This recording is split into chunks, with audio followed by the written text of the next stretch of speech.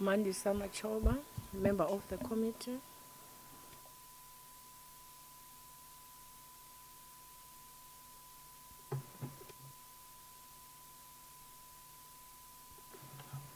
Maybe let's continue with the introductions, especially from if there are colleagues from the ministry, we'll as well appreciate from ICASA as well.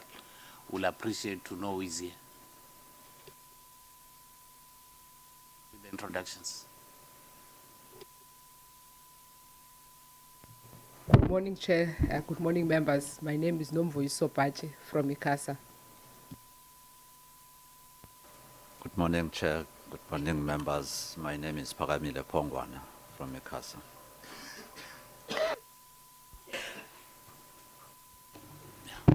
Good morning. My name is Freddie Mamoremi from DOC. Thanks very much, colleagues, members of the public who are here, colleagues from ICASA, and all the people who are showing interest, as I've indicated, in the work that we are doing. You are warmly welcome to this very important meeting. We are supposed to receive a presentation from ICASA, and we'll then proceed with the minutes and the adoption of the program for the day. But before that, we'll appreciate if we, for record purposes, the Secretary can just take us through in terms of the apologies that we received for this meeting. Thank you, Secretary. The committee has received the following apologies from Ms. Veronica van Dijk of the Democratic Alliance, who is currently on sick leave. We have received an apology from the chairperson, as I indicated earlier, who's attending to other work commitments. We've received an apology from Ms. Nivo Drashen. She's attending Portfolio Committee on Public Service and Administration. We have received an apology from Ms. N. Tolashe, who's got a doctor's appointment for the day. We've received an apology from Mr. Kalako, who's also attending to other work commitments. We've also received an apology from the Minister of Communications, who's attending a Limpopo Local Government Summit, and the Director General, Mr. Munzelele, who's also attending to prior commitments. And lastly, we've got an apology from the Acting Chairperson of ICASA, who's having meetings with other stakeholders today. Thank you, Chairperson.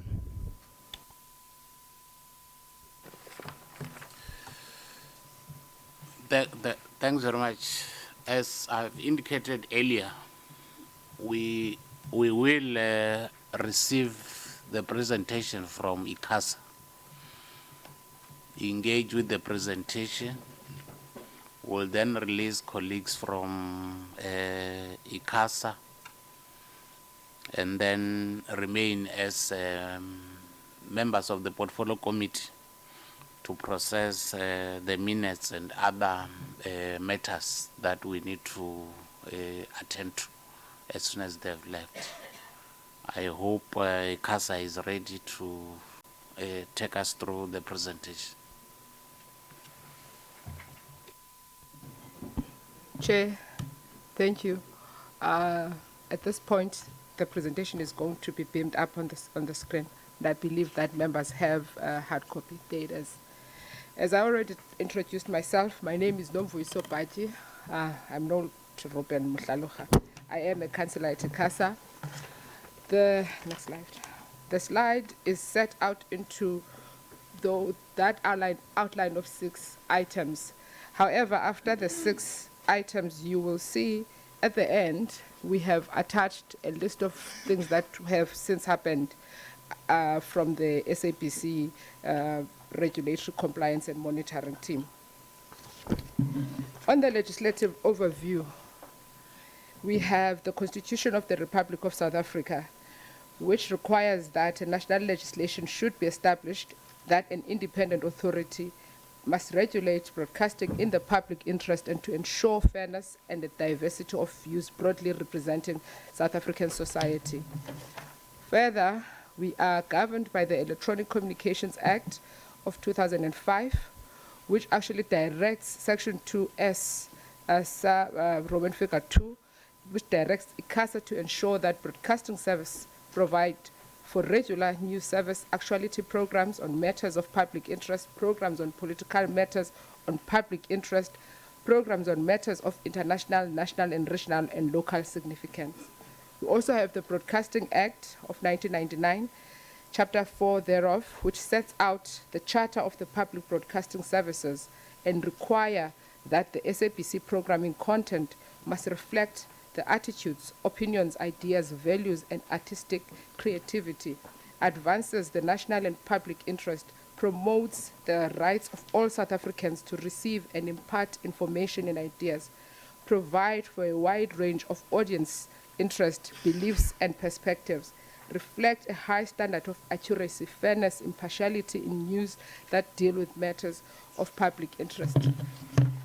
What is of important, Chair, you will note that the mandate of the SABC is surrounding what we name as the public interest, which has been defined even in case law. I'm not going to bore with the detail. We move into the universal service mandate of the SABC, wherein as a public broadcasting service, it has universal service obligations, which actually include a coverage of 100% of the population of the Republic, an obligation to cater for all South African languages, particularly marginalized languages, through its national and regional licenses. Further, it has an obligation to cater for minority groups, children, women, and people with disabilities. ICASA, on the other hand, is obliged to monitor and enforce compliance by the SABC with the Charter of the Corporation. This is contained in Section 6.2 of the Broadcasting Act, and we are obliged, amongst others, to contribute to democracy, development of society, and nation building, safeguard, enrich, and strengthen the cultural, political, social, and economic fabric of South Africa, ensure plurality of views and information, and provide a wide range of entertainment education programs.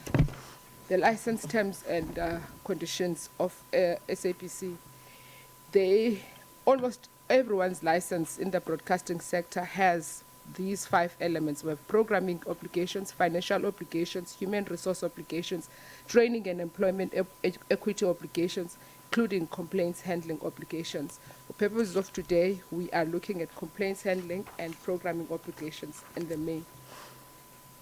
We will have in front of us the SABC TV license conditions on programming obligations.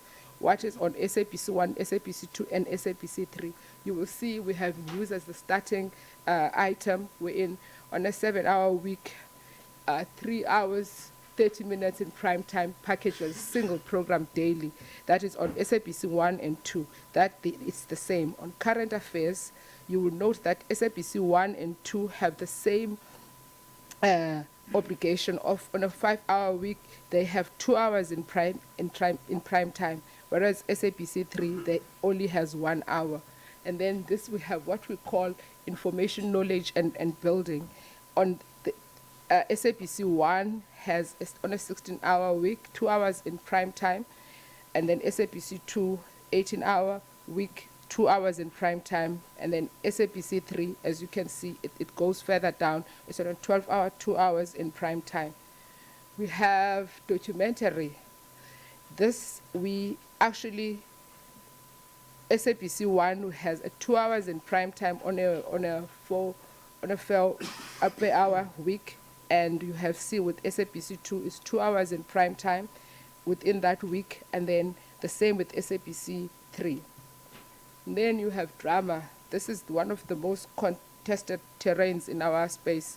Within an 8-hour prime time, in South African prime time is defined on SABC 1. SABC 1 and SABC 2 and SABC 3 have a very stringent obligation as to what they must show as drama. The same with the children's programming. The children's programming, as they have 20 hours on a week, and then the same 15 hours on SABC 2 and 12 hours on SABC 3. Then we have educational programs. Educational programs is as stated over there that SABC 3 is the only TV station that does not have educational programming as part of its obligation, not that they don't show it. Then on the overall SABC TV programming, we have what we call the overall local content percentages that we measure annually as per current regulations. The regulations that we have are the regulations of 2006. On those regulations, we actually set out the programming as you see down as listed as 35 for drama, children's programming, documentary, informal knowledge, current affairs, and educational programming. But as of last year, March 2016, we are giving people time to ensure that when March 2018 comes into effect, people increase gradually their local content obligation in line with this type of programming that we've listed down there. And then what people always ask us, what methodology do we use to measure local content on TV? We are actually guided by Section 61(2) of the Electronic Communications Act of 2005. It states that local television content means a television program excluding transmission of sporting events and compilation thereof, advertisement, teletext, and continuity announcement. And then it says further that in measuring compliance with the local content quotas for TV services and in compliance with the provisions of Section 61(2)(a), the authority's methodology is premised on actual program time as opposed to actual program length. So this, in a nutshell, it means what we do, once the program will say it's for 30 minutes, then it includes adverts and infomercials. We don't count the adverts, we don't count the infomercial or announcements, we only count the actual program itself. Then we go as to why we're here today. We're here today on the complaint that was lodged with the ICASA in June 2016. So as a background, as might be known, is that sometime in May, on the 26th of May last year, SABC issued a media statement indicating that it will no longer broadcast footage of destruction of public property during protests. The SABC believed at the time that the broadcast of destruction of property constituted an act of encouragement by the public broadcaster, and continuing to broadcast such footage of destruction might encourage other communities to do the same. And then in June, our Complaints and Compliance Committee, we heard the complaint lodged by the complainants, which is Media Monitoring Project Benefit Trust, the SOS Support Public Broadcasting Coalition, Freedom of Expression Institute. And just on the 3rd of July, had its finding regarding the complaint against the SABC. Then on the 11th of July, in line with our legislation, ICASA issued a media statement endorsing the recommendations of the SABC. The recommendations of the SABC and the ICASA decision is next. So there are essentially 3 decisions. We've couched them as 3. Wherein the decision A would direct the SABC to withdraw its resolution as published in its statement of 26 May 2016, which states that the SABC will no longer broadcast the footage of destruction of public property during protest. Decision B, the withdrawal must be done retrospectively from the date when the resolution was taken, or that is on 26 May 2016. Decision C, the chairperson of the board of the SABC must confirm in writing to Council of ICASA via the office of the coordinator of the SABC within 7 calendar days from the date on which the order is served that the resolution as endorsed by Council of the authority was taken as ordered by the SABC. So what has happened since then? On 20 July 2016, the SABC confirmed to the authority that it has considered the authority's decision and it would abide by it. And because this is a monitoring and compliance exercise, ICASA had to be engaged in various written communications with the SABC to ask where is the public withdrawal of the May 2016 resolution, and also the proof that the resolution has indeed been withdrawn in line with decision C that I stated earlier. Then we were surprised to learn that the SABC advised the authority that it had never canned any material or footage.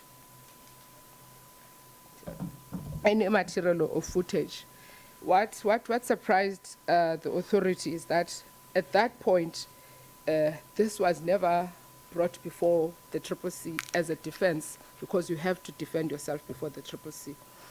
So to date, as the authority, we have never received any proof of the withdrawal of the 2016 resolution in line with decision C. Besides that, the authority has been informed as above that SABC has never implemented the said decision. Then the authority took measures into place as to what it can do to move forward. We communicated with the attorneys of the SABC 8 employees of the SABC on the matter against the SABC, because it was similar to this. Maybe we've missed something, because SABC is coming to a defense post the ruling of ICASA. So the SABC attorneys have responded. The SABC 8 attorney responded to inform the authority that none of the SABC employees received any formal notification that the protest policy has been withdrawn, and that a culture of censorship and fear continues in the SABC newsroom. Also, we actually went back to SOS, Freedom of Expression, Media Monitoring Africa, and requesting that maybe if there is any information on continued encroachment or non-compliance by the SABC. On the 5th of December 2016, the MMA submitted to ICASA an allegation that SABC has not complied with the authority's protest order.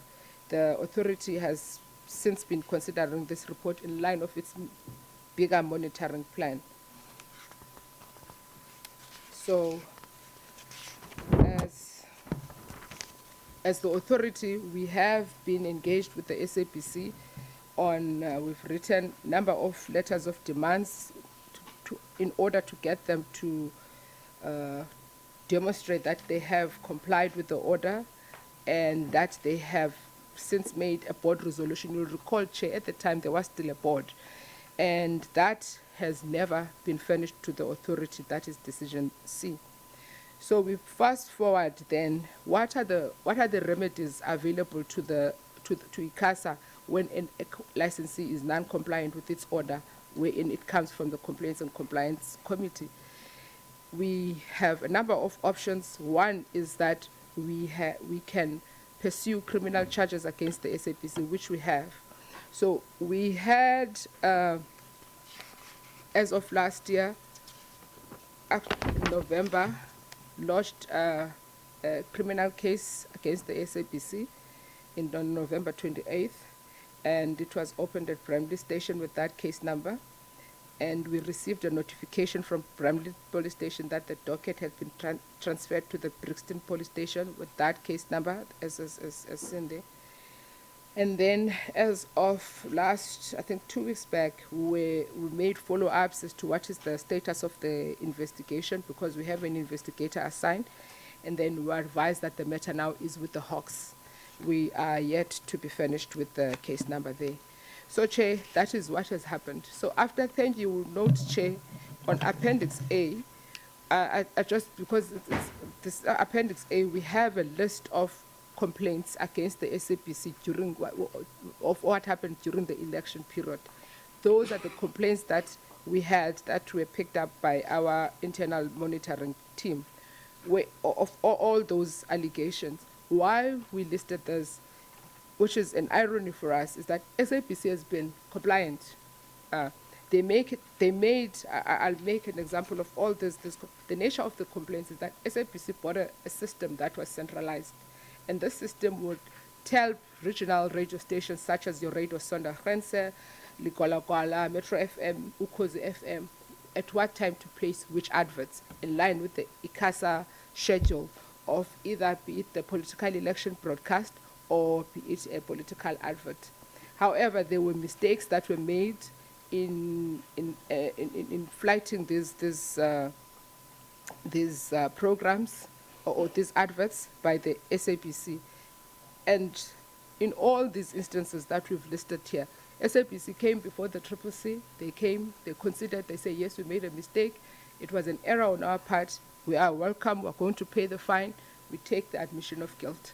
So, Chair, you have an SABC on the one hand that does not want to adhere to the order of the CCC insofar as the ruling on the banning of the protest. And then you have an SABC that is compliant with the same regulator when it comes to other, I'll say, other non-compliance matters that have been before the authority. So we're just tabling this so that you know that there are these two dynamics that we have as the authority. Thank you, Chair. I'm not going to go through all the complaints because we are going to table before this committee a election monitoring report, because it does not only talk about the SABC, there are other licenses that participated in the during the election period. Thank you, Chair.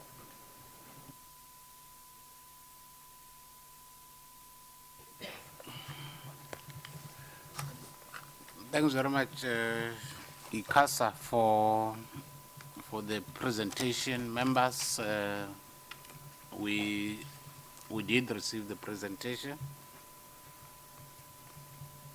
Now is the time for members to engage with the presentation. She has raised quite a number of issues that members might want to be clarified on, and as well engage, and anything that members will want to raise as it relates to the presentation. Now is your turn. I see Honorable Kumubel already, his hand is up. I see Honorable Van Dam. Yeah, we'll proceed in that order. Thank you, Chair. One must acknowledge the elaborate presentation. I wish, looking at the background of historic concerns around the ability of ICASA to effectively execute their mandate in line with the Act as articulated in the public interest sort of provisions they have articulated themselves there. I wish ICASA can honestly say, do they think they are able to execute this mandate? Because I'm just looking at the SABC example. This thing happened a long time ago. Now ICASA has gone to police station. Hawks investigating. You don't know when Hawks is going to finish what. The way, Chair, ICASA looks to me, their status is equal to that of an ordinary citizen. Because the factors they depend on to execute their mandate are generally equal to that of an ordinary citizen. Go to police station, complain about that, and so on. Usually, when you're a regulatory institution, within reasonable time, when the regulatory imperatives that you set are not aligned, you must be able to act in a manner that has a bearing on those over whom you are regulating. A lot of things have been raised. I think ICASA must just be open with the portfolio committee. Have been raised around how autonomous are they as a structure to execute their mandate. do they think legally they are empowered to execute their mandate? Because this mandate is a South African mandate in the interest of South Africans. SABC alone, all what it demonstrates is that there is a serious problem. Can you imagine if similar institutions would actually conduct themselves in the manner SABC is conducting itself?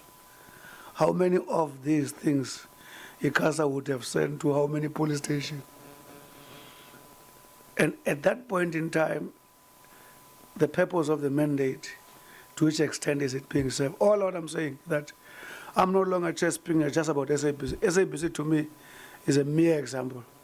What I think we need to discuss, can ICASA honestly tell us that?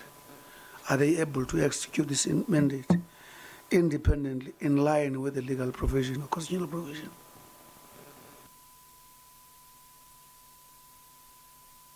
Honorable Van Dam.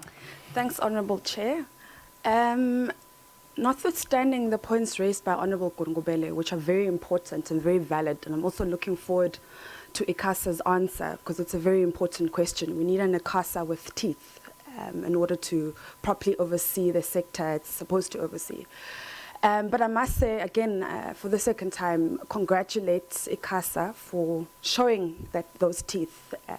ICASA, over the last couple of years, has not been as firm as it should be. So I must say that it's really commendable that they've taken the step to go lay charges.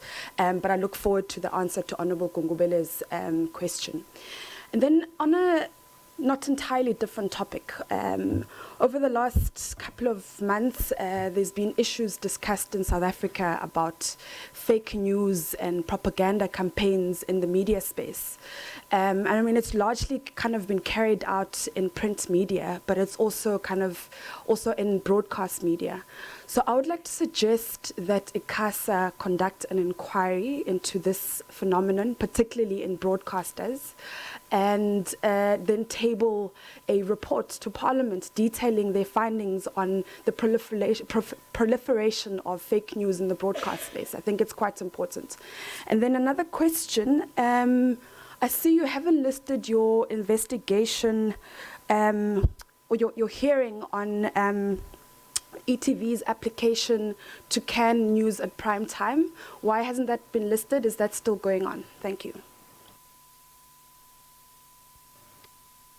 Honorable Ngwe, you can. I forgot another point, which this was my first point, but I got frustrated as I'm listening to the tortuous path that the ICASA is trying to walk to execute the mandate, and then that got overwhelmed by that frustration.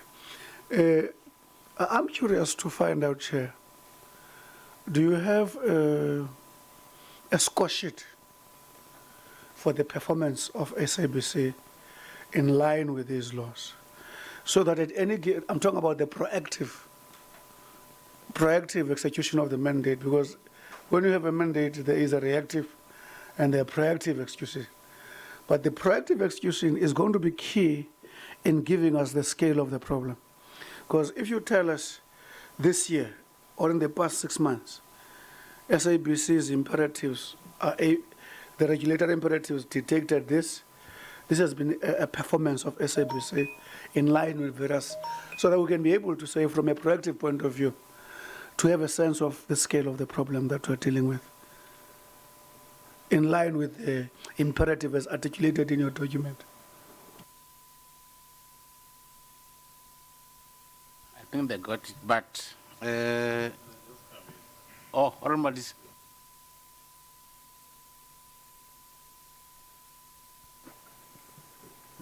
I think we have emphasized, through my colleagues, of course, that it's quite good that ICASA has taken those particular actions.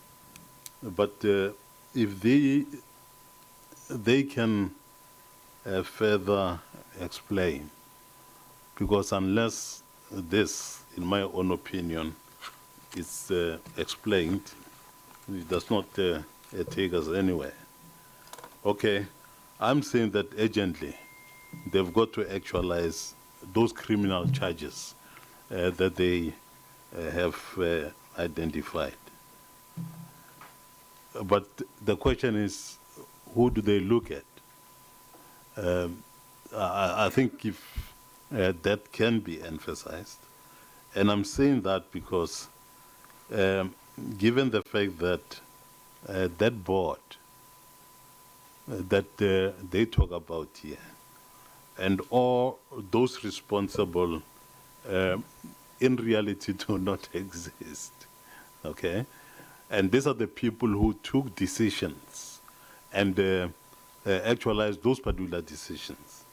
Now, given this whole thing, given the criminal charges that they are talking about, which you're praising them on, of course, my question is, what will be they looking at? What is going to be the program of action, really? Yes, you have gone to court. Yes, you have done that. But then, who are you going to be looking at? If they can just explain that as well. Okay, it's SABC. SAB is a structure. But we're talking about the people, okay, the criminals, okay? Please clarify that. A very interesting question, Honorable Madish. From my side, ICASA, because just two issues that I will need to be clarified on. Before your decision to go to Bramley Police Station, I understand you to be saying there are quite a number of interactions or letters that were sent to the SABC. And I'm interested in when last did you interact with the SABC with regard to this particular matter? Before you decide to go the route of the police station to open a case. The last one is in relation to your time frames in terms of your responses, in terms of you resolving matters of this nature. Because we are talking about a complaint that was launched on the 26th of May 2016. Under normal circumstances, how long does it take to resolve a matter of this nature? Perhaps you might want to deal with that one as well, over and above the issues that have been raised. And if members have got follow-ups to make, they will then come, depending on the responses that you will have given. Over to you, ICASA. Thank you, Chair. Thank you, members. I'll start with the question as the first one. There says, how do we effectively execute our mandate in the public interest? I'll put it nicely, because this the best way how we execute our mandate as ICASA and its seen is during an election year.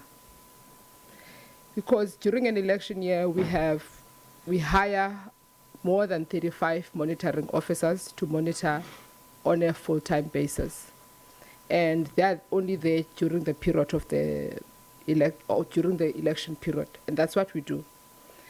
On any other period, when there's no election, what we do, we rely on reports and also complaints that we receive from members of the public, because we don't have capacity to hire the people that we hire during elections. So we rely on complaints. That's the second part.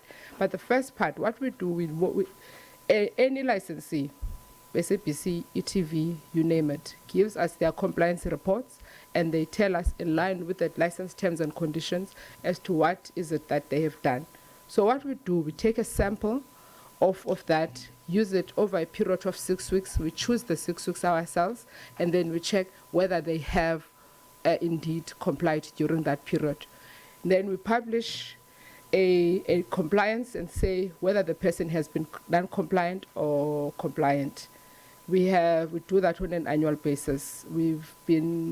Some of the SABC radio stations have been on a compliance journey with us, and some of the commercial radio stations as well that will be able to pick that one up. But it won't be at a large scale, the problem as it would have been seen in this instance. The next issue is the issue that has been raised by Honorable Ngongobela again, the issue of that ICASA has the status of an ordinary citizen in so far as lodging complaints with the police and the likes. I just want to take the committee through the powers that the authority that has insofar as compliance, wherein a person is fined to be non-compliant, what we do as the authority in terms of the law. We may direct the licensee to desist from any further contravention. So it's like, please say, do not do that. So we call it a desist order. The law says we must do a desist order. The second instance is we direct the licensee to pay a fine with the amount that would have been prescribed by the authority in terms of license fees, or in some instances the order will come in the form of being a proposal, a recommendation from the SABC, wherein there has been such a non-compliance or non-adherence.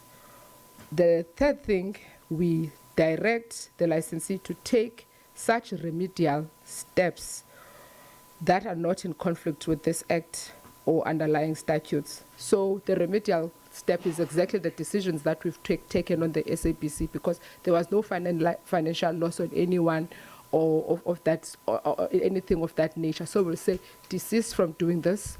These are the things that you need to do in order to remedy the behavior that you have done. So that is the remedial steps that we would do, that we're empowered to do in the Act. Then there's the fourth thing that everyone keeps missing.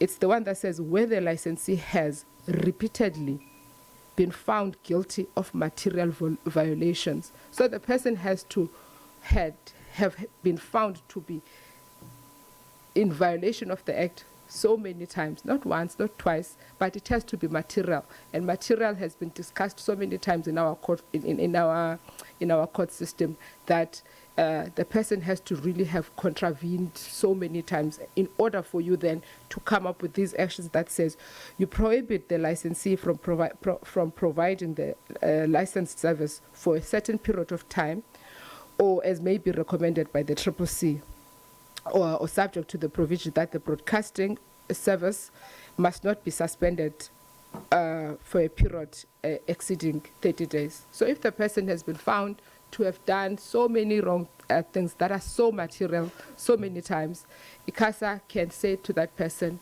your license is suspended, but that suspension cannot be effective for more than 30 days. The trick with this provision, which I know a lot of people like outside, they don't understand the point of why communication exists.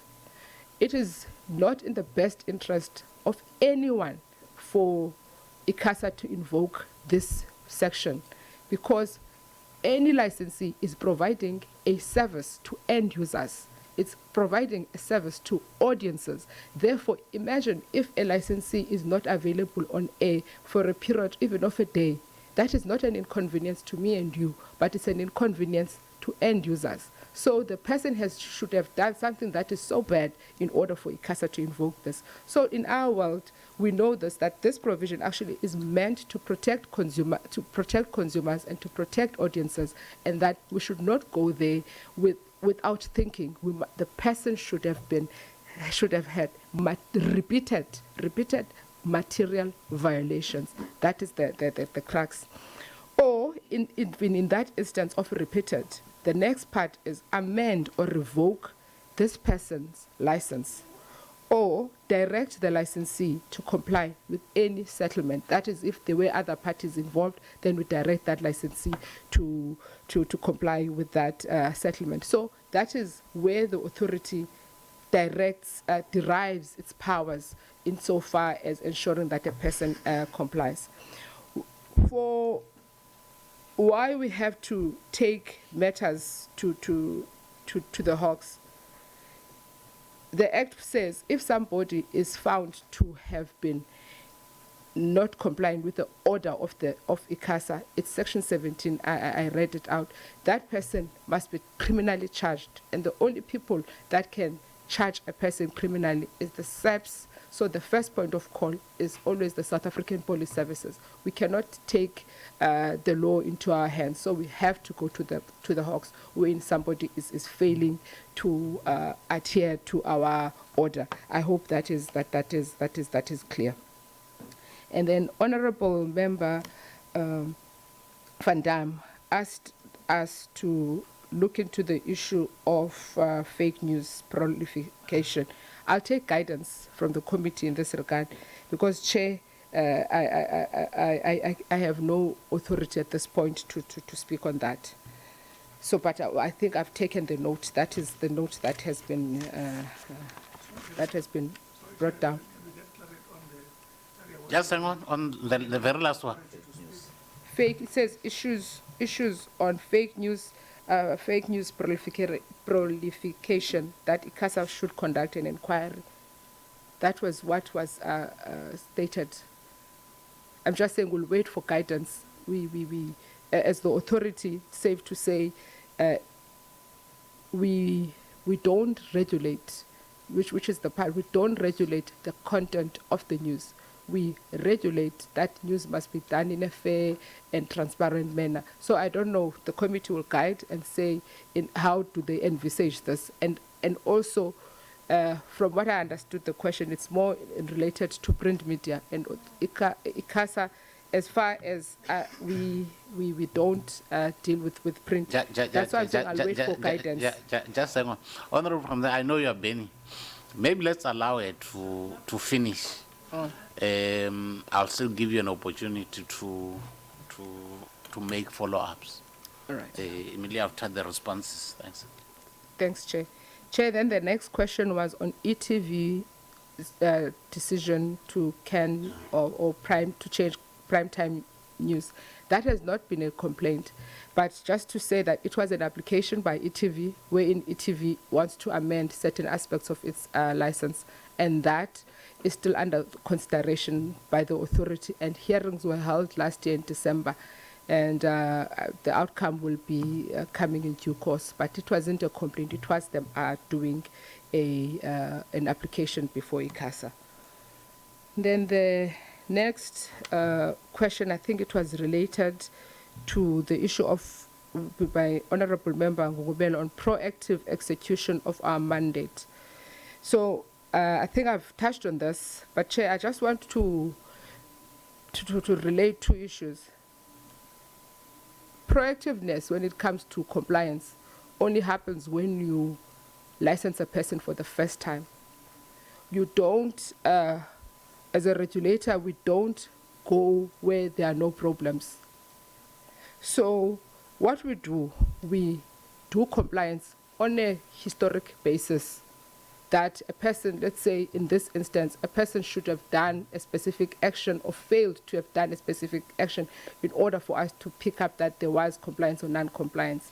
That as it may, what we do, because we recognize that we license different license categories of people, with insofar as community broadcasters, because they don't have resources, we do what we call a compliance education program, wherein community broadcasters on a periodic basis, we take them through what are the requirements of the legislation, what is it that they need to comply with, and how do they need to fill out the forms. They were very proactive, will do that. That's the first instance. And secondly, Chair, when it's an election year, ICASA, we put time aside in order to ensure that all licensees understand what are the requirements insofar as news programming during an election year. We go throughout all 9 provinces, including the SABC, in all their regional radio stations, and we will do that because we do not want, because the election year is a very sensitive year,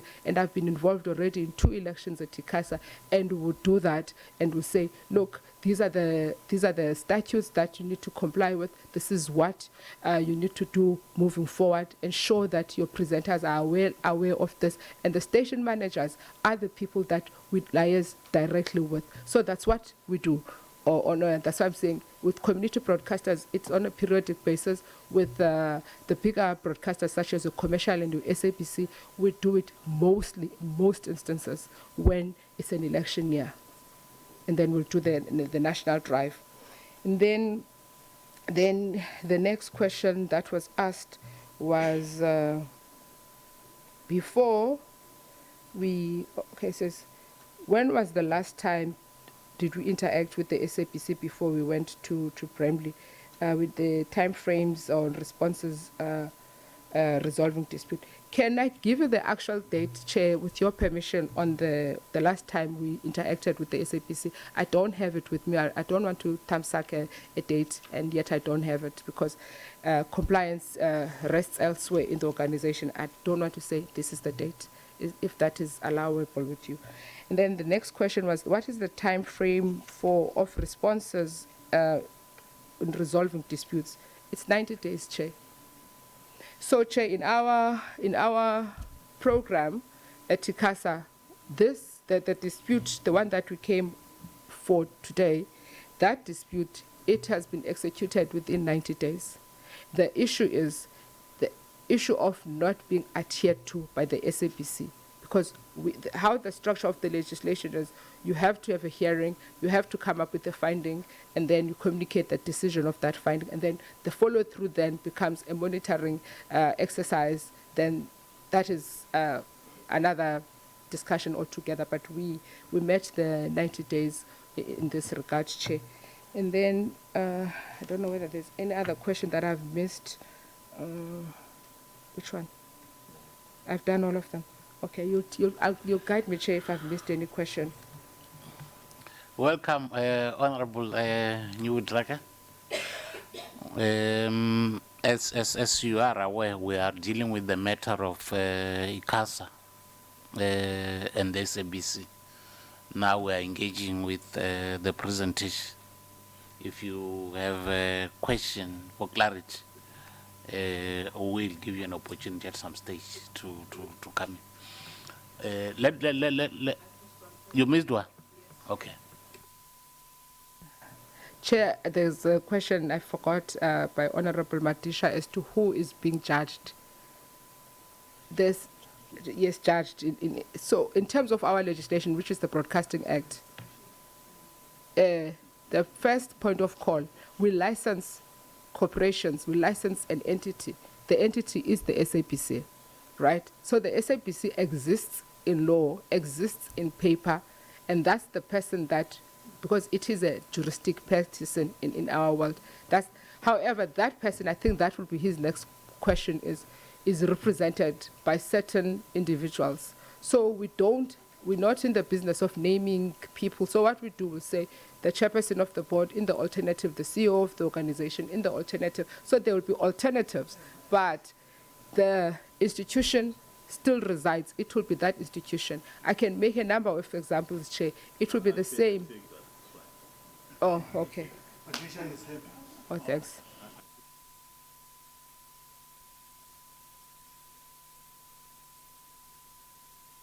Let's proceed. Let's start with Honorable Van Damme, then Honorable Mubele will follow. Thanks, Chair. I think my question was, or my suggestion rather, was misunderstood.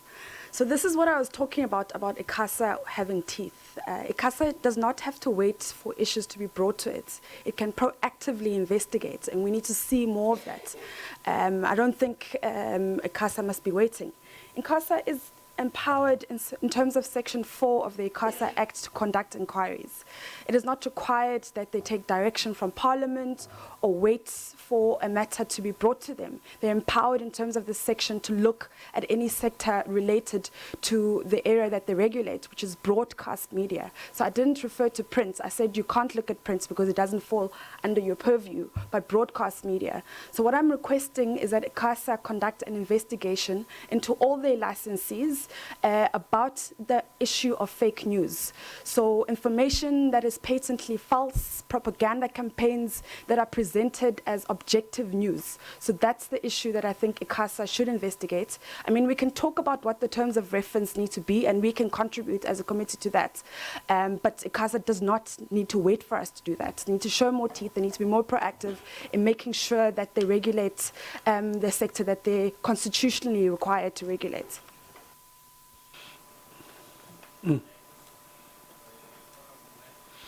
I think there's an issue that you raised earlier. It's just that in this instance, from what they were saying, is that in this instance there were complaints.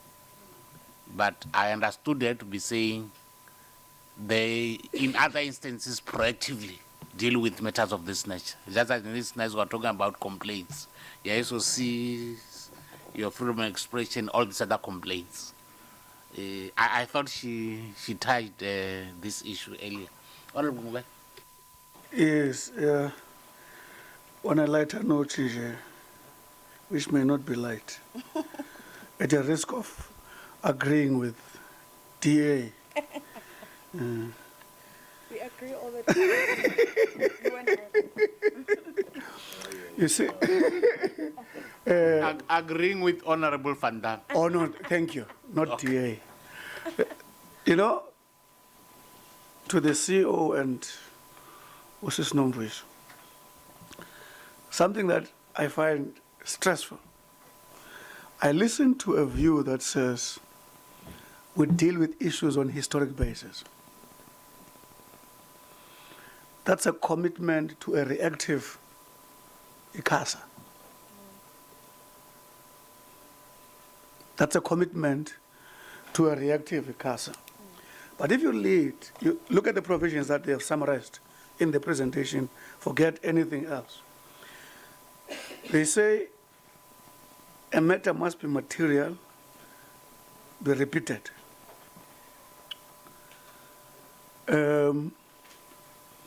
Correctly so, they don't want to break the law. Otherwise, we cannot have a regulator that breaks the law. The regulator must protect the law. We're not asking them to do that. I'm saying the point of call where I start, Chair, is this positive articulation of being responsible to deal. If I misunderstood, she'll correct that. We deal with matters on historic basis. That's a reactive operation. Now, the law is clear. When the law gives you a mandate, it asks you to deal with particular imperatives. And those particular imperatives naturally will have proactive elements in themselves. If you go, for instance, to the Electronic Communications Act 2005, to subsection 1, Roman figure 2, as articulated by themselves, it lists few issues there. It's actuality programs on matters of public interest. I want to underline the word public interest. Programs on political matters, public interest. Programs on matters of international, national, and regional, public interest. Now, if I'm listening, and I'm just going to be a bit, because I think this engagement is going to be very important. I'm just going to come across as being crude and difficult so that ICASA can assist. If ICASA has this responsibility as provided for here, it means ICASA knows the public interest. That's the first point. If they know the public interest, even before they started doing their work, naturally, logic requires that they would have done an audit to assess where are we in as far as that public interest is concerned.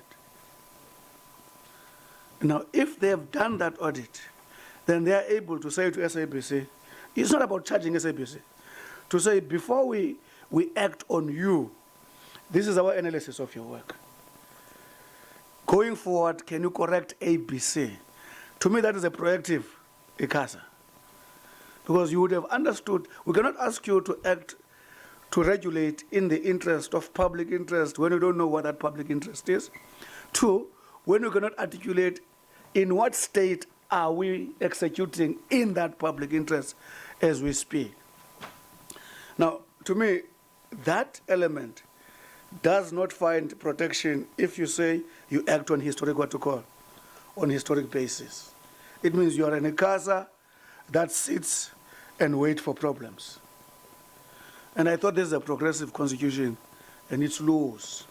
And actually, South African law is intended to be progressive in nature. It is meant to be proactive, to act to prevent problems, to spend a lot of time preventing problems from happening than dealing with a mess of problems when you come across them. And I was a bit worried.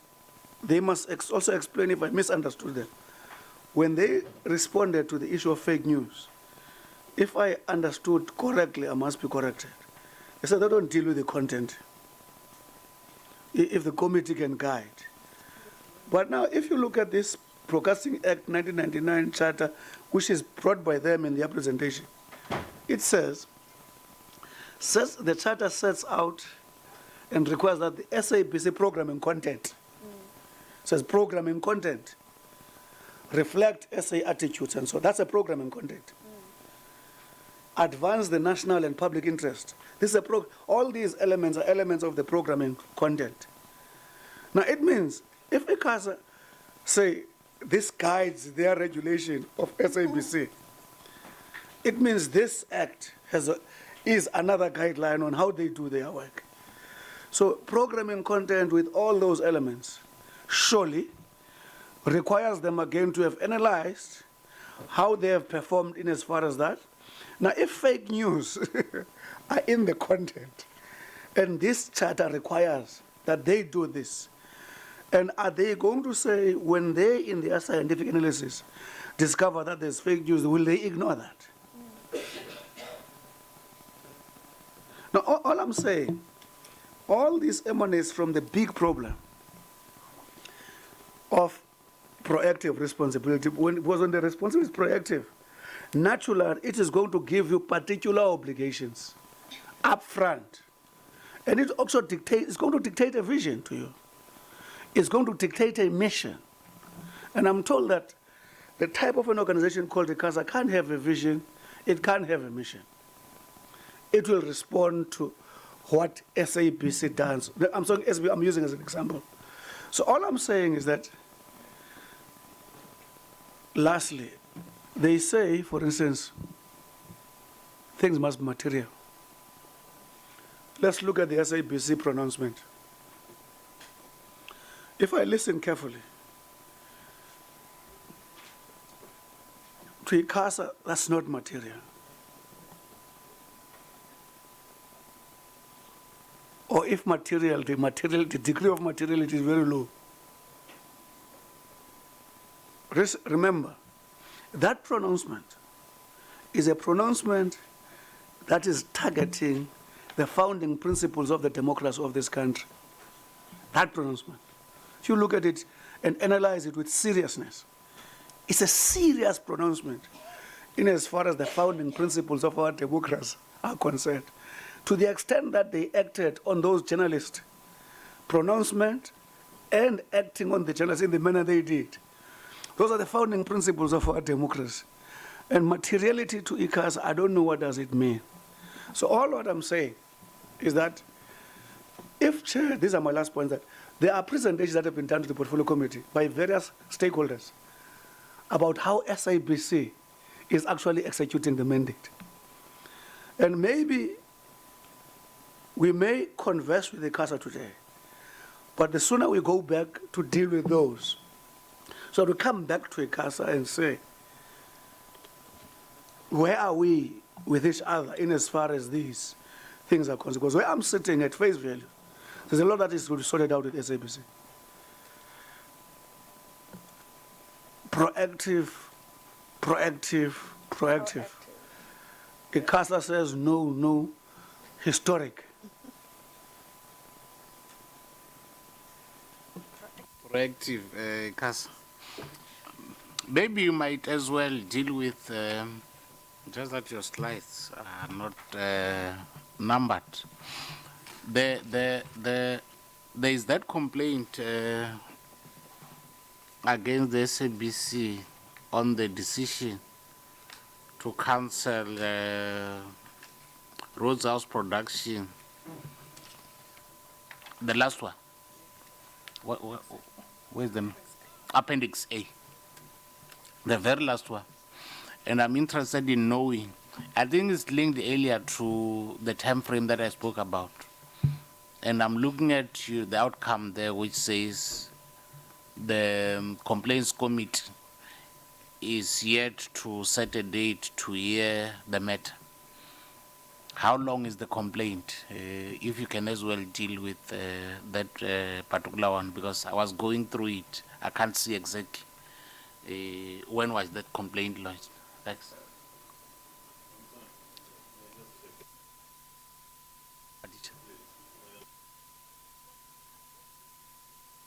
Last page. I keep on forgetting, thank you. On the last page, ICASA has there the amounts, the fines, etc., that have been or not been paid by various parties. I think it's very clear, all know that all parties are here because of elections, all right? Now, one realizes there that there are some parties that have not paid,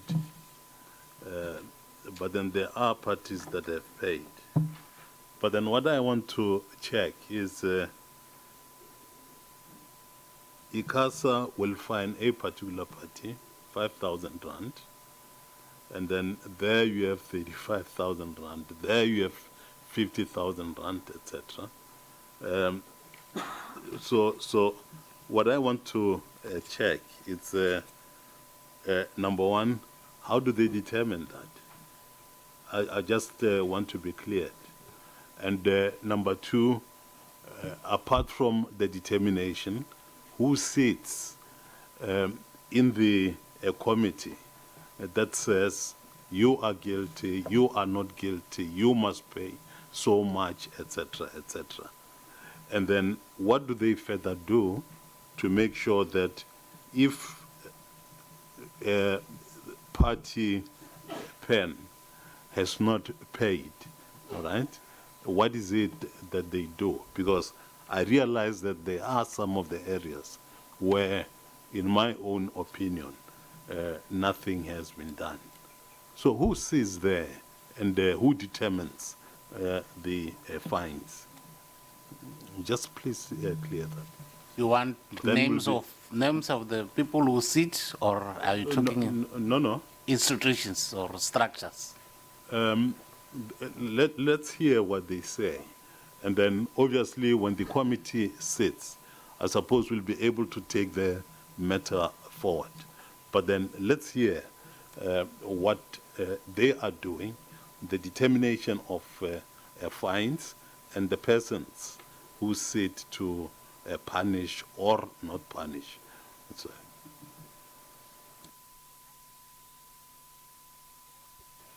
ICASA? Thank you, Chair. Chair, I'll promise I won't be fast so that I'm not misunderstood. Is it becoming more complicated? No. I just want to, Chair, it's not, Chair. I want to explain the issue of proactively vis-a-vis historic. Proactively, Chair, ICASA, remember we're dealing with a complaint today.